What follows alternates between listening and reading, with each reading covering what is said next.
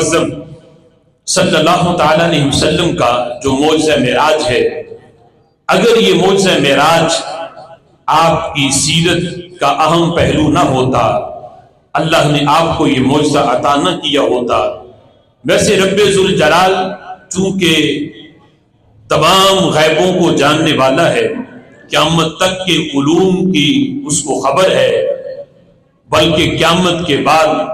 سب کچھ اللہ کے علم میں ہے۔ اس نے جس نبی کو جو معجزہ دیا، ہر دور کے لحاظ سے وہ معجزہ اس دور کی جتنی بھی ترقی ہے ان کے اوپر وہ معجزہ حاوی ہے۔ جیسے حضرت موسیٰ علیہ السلام کے دور کے اندر جادو عروج پہ تھا، تو رب ذوالجلال نے حضرت موسیٰ علیہ السلام کو معجزات ایسے دیے کہ بڑے بڑے جادوگر بھی آپ کے قدموں میں گرے، اور حضرت عیسیٰ علیہ السلام کے معجزے ان کے دور کے اندر طب کا عروج پڑا تھا۔ موت کے سوا ہر بیماری کا علاج حکیموں کے پاس موجود تھا،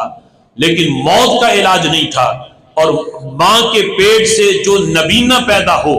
اس کا علاج نہیں تھا۔ اللہ نے حضرت عیسیٰ علیہ السلام کو معجزہ دیا، ماں کے پیٹ سے جو اندھا پیدا ہو، بلکہ قرآن کے اندر تو لفظ ہیں ابری الاکمہ، اکمہ کہتے اس نبینے کو ہیں کہ جو ماں کے پیٹ سے یوں پیدا ہو کہ اس کی آنکھ والی جگہ ہی نہ بنی ہو۔ ایک ہے کہ آنکھ ہو لیکن روشنی نہ ہو، اکمہ اس نبینے کو کہا جاتا ہے جس کی آنکھ والی جگہ بنی ہی نہ ہو، اتنا بڑا اس کے اندر یہ نقص اور عیب ہو، لیکن اللہ کا نبی اس اندھے کی آنکھ پر ہاتھ پھیرتا ہے، آنکھ والی جگہ بھی بن جاتی ہے، آنکھ روشن بھی ہو جاتی ہے۔ تو بڑے بڑے اطباء اللہ کے نبی کے قدموں میں آئے، اور رسول اللہ صلی اللہ تعالی علیہ وسلم کی امت کے بارے میں اللہ کو علم تھا کہ قیامت تک چونکہ میرے نبی کا دور ہے، قیامت تک اب نبوت کا جھنڈا میرے نبی کا لہرائے گا، اس لیے کہ میں نے ان کو خاتم النبیین بنایا ہے۔ تو میرے محبوب کے جو امتی ہیں وہ تو سالوں کا سفر مہینوں میں، مہینوں کا گھنٹوں میں، اور گھنٹوں کا سیکنڈوں میں کرنے میں کامیاب ہو جائیں گے۔ یہ صرف زمینی سفر نہیں بلکہ فضا کی بلندیوں میں بھی یہ سفر کو جو ہے وہ ممکن بنائیں گے۔ اللہ کے یہ علم میں تھا، اور اگر ہمارے آقا علیہ الصلوۃ والسلام کی سیرت میں معجزہ معراج نہ ہوتا تو آج کوئی انسان یہ دعویٰ کر سکتا تھا دیکھو مسلمانوں تمہارے نبی تو گھوڑے پہ اور خچر پہ سفر کرتے رہے، اور ہم امتی ہو کے ان سے آگے نکل گئے، ہم نے تو فضائی سفر کر لیا، گھنٹوں کا سالوں کا سفر ہم گھنٹوں میں کرنے میں کامیاب ہو گئے، تمہارے نبی تو یہ نہیں کر سکے۔ رب ذوالجلال چونکہ جانتا تھا اس لیے معجزہ معراج عطا کر کے بتایا، قیامت تک سائنس الٹی چھلانگے بھی لگا لے، میرے محبوب کے معجزہ معراج کی گرد راہ تک بھی نہیں پہنچ سکے گی۔ وہ معجزہ میں نے اپنے محبوب کو دے دیا ہے، قیامت تک کی ساری ٹیکنالوجی اور سارے سائنسدان اکٹھے ہو جائیں،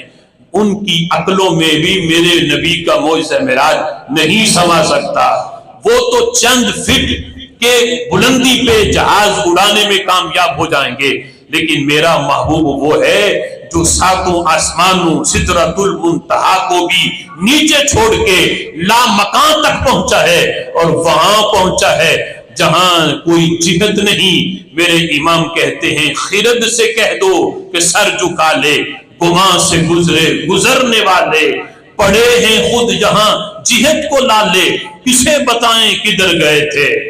کہ وہاں تو ادھر ادھر ہے ہی نہیں، یہ ادھر ادھر اوپر نیچے یہ مکان کی جہتیں ہیں۔ اور میرے امام کہتے ہیں محبوب اللہ نے آپ کو وہاں بلایا جہاں نہ ادھر ہے نہ ادھر ہے، نہ آگے نہ پیچھے، نہ اوپر نہ نیچے، کوئی جہت نہیں، اس لا مکان پہ بلا کے اللہ نے بغیر حجاب کے آپ کو اپنا دیدار عطا فرمایا ہے۔ خرد سے کہہ دو کہ سر جھکا لے، گمان سے گزرنے والے پڑے ہیں یہاں خود جہت کو لا لے، کسے بتائیں کدھر گئے تھے۔ اعلیٰ حضرت امام اہل سنت نے فتاوی رضویہ شریف کے اندر ایک بڑے عظیم ولی ہیں، ان کا ذکر کیا ہے حضرت علی الخواص رحمت اللہ علیہ. وہ فرماتے ہیں کہ میں نے ایک دن عالم روحانیت کے اندر میں نے پرواز کی، اور اس کا کوئی بھی انکار نہیں کر سکتا. عالم روحانیت کے اندر یعنی خواب کے اندر کوئی بندہ کہے کہ میں خواب کے اندر میں دنیا کے دوسرے کونے میں گیا اور خواب کے اندر واپس بھی آ گیا، تو کوئی بھی اس کا انکار نہیں کرے گا. اس لیے علماء کہتے ہیں کہ محبوب کے معجزہ معراج پر کافروں کا انکار کرنا یہ اس بات کی دلیل ہے کہ محبوب نے یہ نہیں کہا کہ میں خواب میں دیکھ کے آیا ہوں، بلکہ کہا میں اپنے جسم کے ساتھ لامکان سے ہو کے واپس آیا ہوں. اگر کوئی یہ کہتے کہ میں راتوں رات میں سویا بستر پہ، مجھے خواب آئی، میں مسجد اقصی میں بھی گیا، میں نے نماز پڑھائی، پھر ساتوں آسمانوں کی سیر کر کے راتوں رات واپس آ گیا، تو نہ ابو جہل انکار کرتا، نہ عتبہ شیبہ انکار کرتا، کوئی بھی انکار نہ کرتا کہ خواب میں تو کوئی جہاں چاہے جا سکتا ہے. لیکن ان کا انکار کرنا اس بات کی دلیل ہے یہ دیدار خواب میں نہیں، سر کی آنکھوں سے حالت بیداری میں جسم کے ساتھ میرا نبی لامکان پہ جا کے رب کو دیکھ کے آیا. علی الخواص کہتے ہیں میں نے عالم روحانیت میں نے پرواز کی، پرواز کرتے کرتے میں بڑی دور نکل گیا، یہاں تک کہ میں نے 7 لاکھ عرش عبور کر لیے. عرش ایک نہیں کئی ہیں. کہتے اتنی دور نکل گیا عالم روحانیت میں، عالم رویا میں، کہ 7 لاکھ عرش نیچے چھوڑ دیے. تو آواز آئی اے علی الخواص کدھر آ رہے ہو؟ تو کہتے میں نے جواب دیا کہ معراج کی رات جس عرش کی چھاتی پہ اللہ کے محبوب کے قدم لگے ہیں میں اس عرش کو دیکھنے آیا ہوں. 7 لاکھ عرش نیچے چھوڑ آیا ہوں، ابھی تک وہ عرش نہیں آیا جس عرش پہ اللہ کے محبوب کے قدموں کے نشان میرے لگے ہیں، میں اسے تلاش کرنے آیا ہوں. تو علی الخواص کہتے ہیں آگے سے آواز آئی ارجع لا وصول لک،